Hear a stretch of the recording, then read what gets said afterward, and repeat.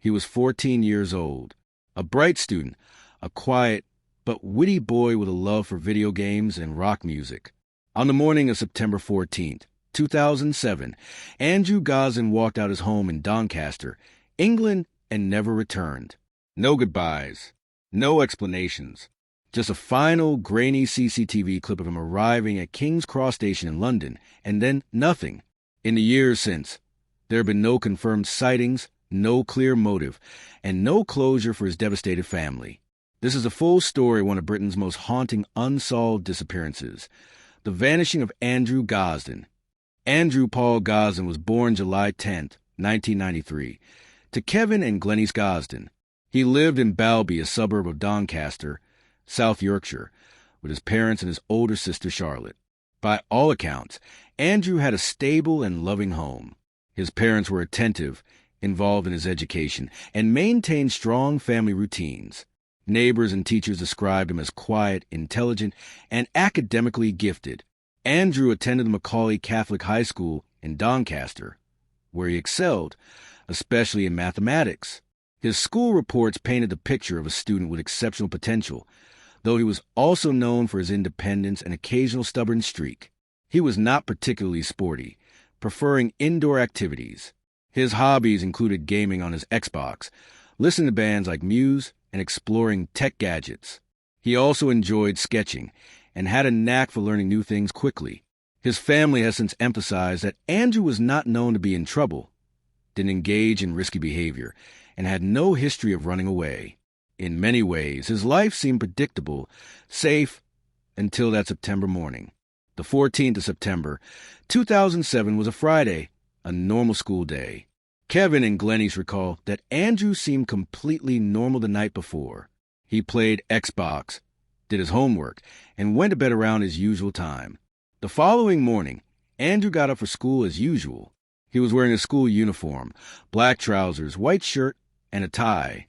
He left the house at around 8:05 a.m., supposedly to walk to his bus stop. But instead of heading to school, Andrew returned home shortly after his parents had left for work. He changed out his school clothes into casual attire, a black Slipknot t-shirt, black jeans, and black trainers. This was the first unusual move of the day, and it was deliberate. Andrew then took his wallet, withdrew £200 in cash from his savings account, and walked to Doncaster railway station. At around 8:30 a.m., Andrew withdrew £200 from a cash machine at a local branch of Lloyd's TSB. This withdrawal was confirmed by CCTV from the ATM. He left behind about £100 in the account. Andrew then purchased a one-way train ticket to London's King's Cross. Notably, he did not buy a return ticket, which would cost only £1.50 more. Witnesses later recalled that he purchased a ticket in cash and seemed calm, not nervous. The train departed Doncaster at 9:35 a.m. and arrived in London around 11:20 a.m. CCTV captured Andrew at King's Cross Station at 11:25 a.m., his last confirmed sighting. The King's Cross CCTV footage shows Andrew exiting the station via the main concourse, walking alone, carrying no luggage.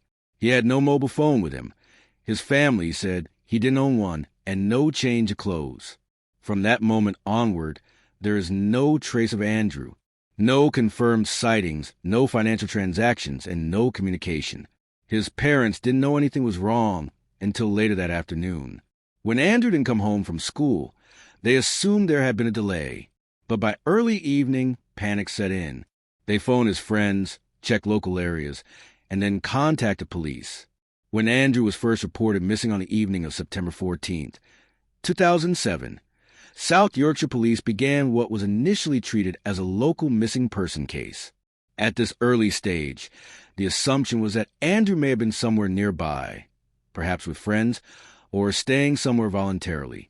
Statistically, the majority of teenage disappearances are resolved quickly, often within 24 hours. Police officers checked known gathering places, friends' houses, and local parks. However, Andrew's friends and classmates all reported they had not seen him that day. He had not attended school at all. By the next day, the Gosden family was increasingly anxious. They knew Andrew's routines intimately, and his disappearance, coupled with taking £200 and leaving no note, felt deeply out of character. A major breakthrough came within 48 hours when investigators reviewed Andrew's bank account activity. The £200 cash withdrawal and the purchase of a one-way train ticket to London shifted the investigation completely. Detectives contacted the British Transport Police and reviewed CCTV from Doncaster station, confirming Andrew boarded the train to London. They also checked King's Cross Station CCTV, which captured him arriving at 11:25 a.m. on the day he vanished. However, after he was seen leaving the main concourse, there were no further confirmed images. London's extensive CCTV network in 2007 was not as unified as it is today, and police were unable to trace his movements beyond the station. With the revelation that Andrew had traveled to London, the case gained national attention. The Gosden family made emotional public appeals, speaking on national news programs, distributing posters, and asking for any sightings. Kevin Gosden, Andrew's father, would later describe this period as a blur of shock and disbelief. The family stayed in close contact with police, while also conducting their own searches, traveling to London, visiting areas Andrew might have gone, and talking to people in the streets. From the start, investigators considered several possible explanations. 1. Voluntary disappearance. Andrew may have gone to London by choice, possibly to meet someone, attend an event, or explore the city. His parents confirmed he was fascinated by London and had visited before. However, he took no spare clothes, no phone, and no clear plan for accommodation. 2. Meeting someone from the internet. Although Andrew did not have his own mobile phone or social media accounts, the possibility existed that he had accessed the internet at school or a library. No clear evidence of online grooming was found, but police could not entirely rule it out. 3. Criminal abduction or harm. The most concerning theory was that Andrew had been targeted after arriving in London. No CCTV or witnesses placed him in danger, but a complete lack of contact fueled this possibility. 4. Accident. There was also the chance Andrew had an accident in London and was unable to identify himself. Those searches of hospitals and morgues found no matches. Andrew's family described him as extremely intelligent and mature for his age, quiet, introverted, and not impulsive, frugal with money, making withdrawal of £200 unusual, known for walking everywhere rather than taking buses. Kevin and Glennies were adamant. If Andrew had been struggling, he had hidden it well. There were no signs of depression or conflict at home. Some later theorized that Andrew may have felt pressure from school or wanted to test his independence, but these remain speculative. In the weeks after his disappearance, police canvassed London streets near King's Cross, checked local hostels, hotels, and homeless shelters, monitored Andrew's bank account for any withdrawals. None occurred. Tracked reports of possible sightings, all unconfirmed. Despite nationwide appeals, no concrete lead emerged. It was as if Andrew had vanished into thin air. By October 2007, a month after Andrew's disappearance, the trail had gone cold. Detectives from South Yorkshire Police maintained contact with the family, but progress was painfully slow. The Gosdens were advised that London was simply too vast without a confirmed destination beyond King's Cross. The possible search area covered millions of people and hundreds of square miles. Kevin Gosden recalled traveling to London every few days at first. He walked the streets, visited the British Museum, Camden Market, and music shops Andrew had enjoyed in the past. Andrew's face was on posters in shop windows, at train stations, on lampposts, a constant reminder to the public that this boy was still missing. In the early months, several reported sightings surfaced. A man in a Pizza Hut in Oxford Street claimed to have served a boy matching Andrew's description. CCTV from the restaurant proved inconclusive. A bus driver believed he saw Andrew in central London, but no photographic evidence backed it up. Another tip placed him near Charing Cross, but again, there was no confirmation. Each lead brought hope, and then heartbreak when it failed to pan out. The investigation involved reviewing station CCTV for hours before and after Andrew's known arrival, cross-referencing hostile check-in logs, circulating Andrew's details to the Metropolitan Police and all UK forces, checking whether Andrew had been involved in any incidents or hospital admissions under an assumed name, The lack of any bank activity after September 14th was particularly troubling. Andrew had taken £200, enough for short-term survival, but after that, the money trail ended. Kevin and Glennies didn't simply rely on official police efforts. They printed thousands of flyers, contacted homeless charities in case Andrew was living rough, appeared on BBC Crime Watch and other TV programs, wrote letters to newspapers appealing directly to Andrew to make contact. Kevin would later say, "We didn't care what the circumstances were or why he left. We just wanted to know he was safe." 2007 was a transitional year for technology. Social media existed, Facebook, MySpace, but was not yet as integrated into everyday life as it is now. Andrew didn't own a mobile phone, and the Gosden family didn't have home broadband at the time. This made it harder for police to explore online grooming angles.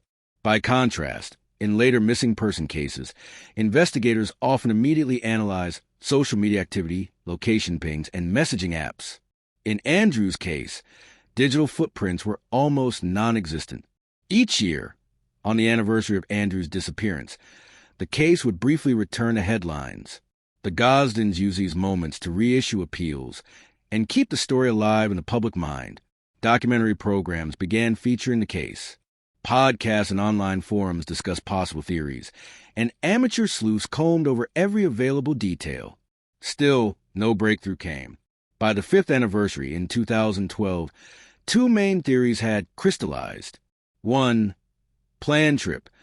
Andrew may have been drawn to London for a specific reason, a concert, a meeting, or a personal mission he told no one about. Two, exploitation. Some believed Andrew may have fallen victim to trafficking, exploitation, or criminal networks after arriving.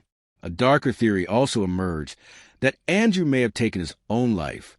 His family, however, rejected this idea, citing his generally positive demeanor and lack of warning signs. As years passed, Kevin Gosden became a campaigner for missing persons' rights. He worked with charities like Missing People and lobbied for better police protocols. He publicly spoke about the need for immediate cross-force cooperation in missing children cases, particularly when there is evidence a child has traveled between jurisdictions. One of the cruelest aspects of long-term missing persons cases is the wave of false information the Gosdens endured. Hoax emails claiming to be from Andrew, fake social media accounts, people exploiting the case for attention. These incidents drained emotional energy and diverted police resources. In 2018, more than a decade after Andrew vanished, someone contacted police claiming to have had a conversation with a person online who used the name Andy and gave details consistent with Andrew's life before 2007. Police investigated, but ultimately could not confirm the identity of the person behind the account. In December 2021, more than 14 years after Andrew vanished, South Yorkshire Police announced that they had arrested two men, aged 38 and 45, on suspicion of kidnapping and human trafficking. This was the first major breakthrough since the early weeks of the investigation. The arrests were part of a coordinated operation with the Metropolitan Police. Both suspects were also questioned on suspicion of possessing indecent images of children. The announcement sent ripples through the UK true crime community. After years of silence, there was finally a concrete development. South Yorkshire Police released a carefully worded statement. Two men have been arrested on suspicion of kidnap, human trafficking, and the possession of indecent images of children in connection to the disappearance of Andrew Gosden. Our investigation remains ongoing, and we continue to appeal for information. No further details were given about the evidence that led to these arrests. The case remained under active review, meaning police could not disclose certain facts without risking the integrity of the investigation. Kevin Gosden, speaking to the media, expressed cautious hope but also deep emotional exhaustion. After so many years, it's hard to know what to feel. We've lived with uncertainty for a long time. If there's any possibility of answers, we welcome it, but it's difficult to prepare ourselves for what those answers might be. By July 2022, police confirmed that both men had been charged. One was charged with kidnapped human trafficking and possession of indecent images. The other faced charges relating solely to the images. Due to legal restrictions in the UK, the men's names were withheld pending trial. In January 2023, Just as the trial process was beginning, prosecutors dropped the kidnap and trafficking charges against one suspect due to insufficient evidence to proceed. The indecent image charges for both men continued, but neither was convicted of any direct crime involving Andrew. For many, this felt like the case had taken a step forward and then 2 steps back. As of 2025, Andrew Gosden remains officially missing. His case is still classified as a high-risk missing person investigation. Police continue to hold an open appeal, urging anyone with information come forward, no matter how minor it may seem. 17 years after Andrew's disappearance, the Gosdens still live in Doncaster. They've kept Andrew's room much as it was, a quiet tribute to the boy they last saw in September 2007. Kevin once said, "There isn't closure. There's no moving on. There's just living with not knowing." Missing persons experts point out that Andrew's case is unusual for several reasons. The intentional nature of his travel, the absence of digital clues, the lack of confirmed sightings beyond King's Cross. Professor David Wilson, a criminologist, has suggested that Andrew may have had a specific purpose in London, but that the reason has remained hidden because he told no one, not even close friends. Online forums and true crime communities have debated the case for years. Popular theories include 1. Planned to meet someone he met in gaming or online communities, though there's no digital evidence. 2. Ran away to start a new life, but this is rare for 14-year-olds without external support. 3. Victim of opportunistic crime, given the dangers of London streets for a lone teenager. The grainy CCTV still of Andrew at King's Cross remains one of the most haunting images in UK true crime. Dressed in a black Slipknot t-shirt, dark jeans, and carrying a shoulder bag, he looks like any normal teenager, except he was about to vanish without a trace. In documentaries, this image is often paired with photos of Andrew smiling at home, playing video games, or with his sister Charlotte. The contrast, innocence at home versus the unknown fate in the city, is part of what keeps public attention alive. Each September, the family marks the anniversary quietly, sometimes with small candlelit vigil. Local community members and missing persons advocates join, ensuring Andrew is not forgotten. The charity Missing People has featured Andrew's case repeatedly, using it in campaigns about the importance of fast interagency cooperation and maintaining publicity beyond the first 48 hours. Andrew's case is often compared to other unexplained UK disappearances, such as Damien Nettles, 1996, vanished at age 16 on the Isle of Wight. Lee Boxall, 1988, disappeared at age 15 in Sutton, London. Like these cases, Andrew's disappearance is marked by a sudden, unexplained break from routine. While Andrew's case did not directly change the law, it highlighted the importance of CCTV retrieval within hours before it's overwritten, the need for rapid national alerts for missing children, greater training for police on cases involving teens who may appear runaway but could be at risk. Over the years, Andrew's case has been featured on BBC's Crime Watch, Channel 5's Vanished, numerous podcasts and YouTube true crime channels. These retellings help keep the case alive and occasionally generate new leads. To this day, investigators still don't know why Andrew left so suddenly, why he chose a one-way ticket, where he went after King's Cross, whether anyone was waiting for him. Kevin Gosden has spoken about the difficult balance between hope and acceptance. We can't live every day expecting him to walk through the door, but we can't stop believing that one day we'll know what happened. South Yorkshire Police's message remains. If you have any information about the disappearance of Andrew Gosden, no matter how small, please contact us or the charity Missing People. Andrew Gosden's story is one of the UK's most haunting modern mysteries. A gifted, bright, introverted 14-year-old left home for reasons still unknown, vanished into the bustle of London, and left behind a family searching for answers that have never come. His case is a reminder of the fragility of normal life, and the enduring hope that truth can surface even after decades.